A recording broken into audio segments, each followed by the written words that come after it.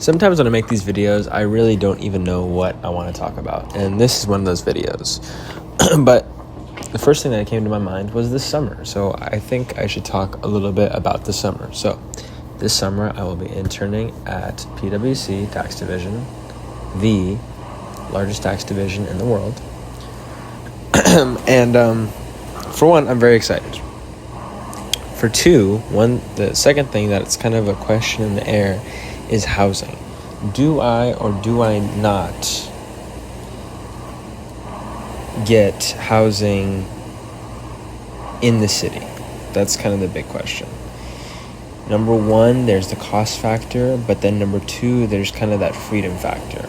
When you have your internship, and this is the way I view it, not having had any proper internship before, but when someone has an internship, it's kind of like their taste of seeing what it's like to be a full adult, making actual money, with an actual job, with actual responsibilities, for a short period of time.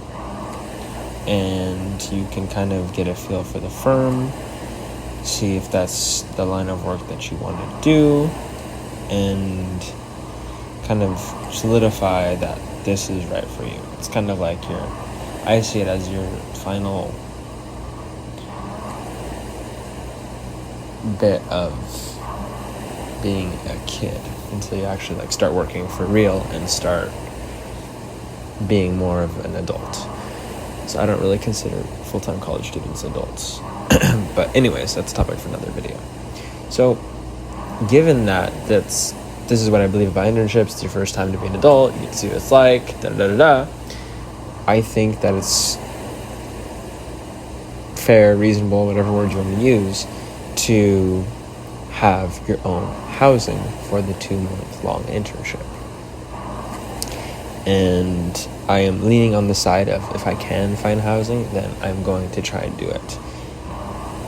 The thing that I kind of realized is that you need to be in the city ready to look at housing in order to get into this whole process, because I reached out to a few random people on Craigslist and they're like, okay, when do you want to come check it out?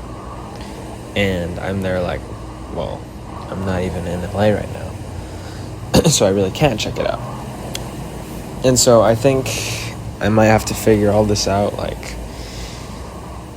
the week before or something like that. And I think that typically with a lease, you have a move-in day and it's much more structured. But because I can't lease, because no one will do a 2-month lease, I'll have to do month to month. And when you're doing month to month, I think things can happen a lot quicker. Less contracts involved, less formalities, which leads to, give them your security deposit, give them the first month's rent, and boom, you're in there. So I think I'll be able to move in relatively quickly. I don't even have that much stuff to begin with, so I don't really see that as too much of a concern. But we'll see. As time goes on, we'll see. Hopefully my finals wrap up pretty early so that I have some time to go check some places out, and and I guess I'll keep you posted on that. Tomorrow we have Rivian earnings, so I'll read up a little bit on what we should be expecting. I said this in the last video, but there's not too much at stake for this earnings call, so not the most important thing, but still important to stay up to date. And with that being said, I will see you in the next one.